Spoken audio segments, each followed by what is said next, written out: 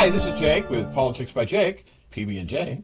And every once in a while, we here at PB&J get a request based on some of the media outlets that I write for to produce a video out of something I've written. And this is going to be one of them because I've had some interest in this. And so I thought it would be a good idea to create this video. And it's one of these videos where what we're doing is we're doing one of the primary missions of PB&J, which is to notify and advise people and give people working definition for situations and concepts that they're not necessarily familiar with. And this time, basically it's about Donald Trump, but it's about him as the logical conclusion of a bunch of guys who are really kind of junior Donald Trump. And they've been around for a long time. In fact, you could really argue that the Republican Party, as presently constituted since the Ronald Reagan devolution, which is what we here at PB&J like to call it, has been leading us up to and has given us people like Trump and allowed the Pandora's box of every hateful bird, so to speak, to come and to intimidate him and add their own particular voice. So that's what we're going to be talking about now, and this is consistent with what we do, as I said, here at Politics by Jake, because as I've said before, if you could look at what could arguably be described as our inaugural video, I talk about the fact that people are out there, they're up to their nostrils, and we understand, up to their nostrils trying to keep their eyeballs above the economic waterline and the economic malaise that we find ourselves continually in. And we know that that doesn't leave ordinary people who are doing this working 2 or 3 jobs and trying to balance a family with a lot of time for independent research. And so you may not be familiar with these political and governmental themes. You may not be familiar with the players. But that's where we here at Politics by Jake come in. We like to do something about that by providing short videos. Not great, expansive, voluminous elaborations, but just comparatively brief videos to talk about some of these things. And it is our hope that it is going to enhance the conversation and make it better for people who will not be afraid to express their opinions. They will be able to have some direction as far as what some of these things are. And that's basically the concept here. And this is another one of those. And as I say, it was by request, so thank you very much. And here we go. Trump is what we call a cultural populist. He's known as a cultural populist.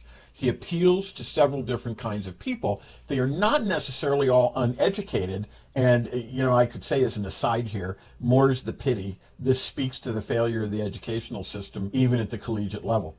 Now, one of these groups, which if you look at it, it's easy to spot and identify them, fall under the following categories, pretty much all of which are variations on a fundamental thing.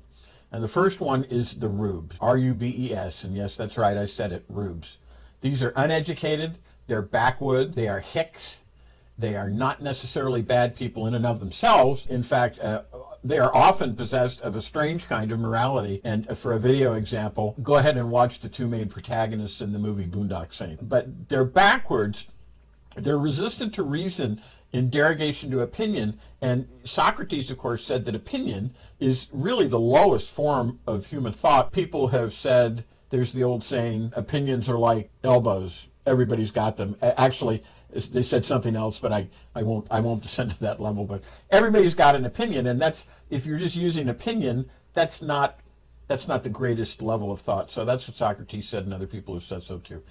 So the next one is called the lumpen proletariat. And these are people who have, for one reason or another, fallen out of the middle class. The word lumpen is German. It means rags or poor. It can also mean that. The next category is useful idiots. These are people who can always be counted on to do the work of the technicians and the other leaders of a secret combination that is designed. And by the way, as an aside, I might point out, this is what they are all designed to do.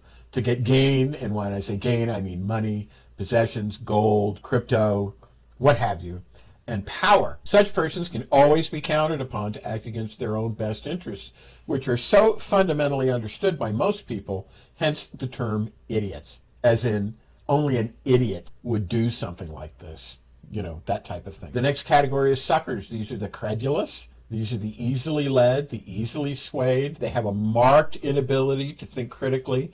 For a video example of this, which is not the best in my opinion, but it does get the basic idea across, watch the classic movie Elmer Gantry. The next category is of educated idiots, and these are people who have gone to institution of advanced learning, to even the best, like Harvard or Yale. And these are people who nevertheless, they never seem to learn critically, even though I would point out that at these places, these great institutions of learning, this skill is much more likely to be taught, even just by assimilation as a fundamental aspect of many courses. But these are people who, in spite of these, they grasp defeat out of the jaws of victory, and they leap to the wrong conclusion anyway.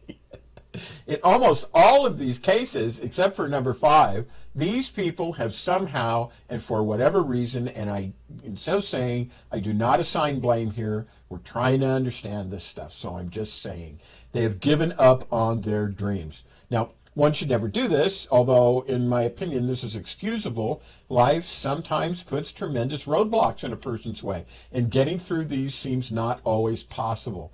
And when they do this, they are ripe for a Borgian assimilation by a cultural populace like Trump, but not only, in whom they can invest their displaced dreams for themselves. Someone whose success they can identify as their own. And in so doing, they can achieve some sort of justification for their own lives.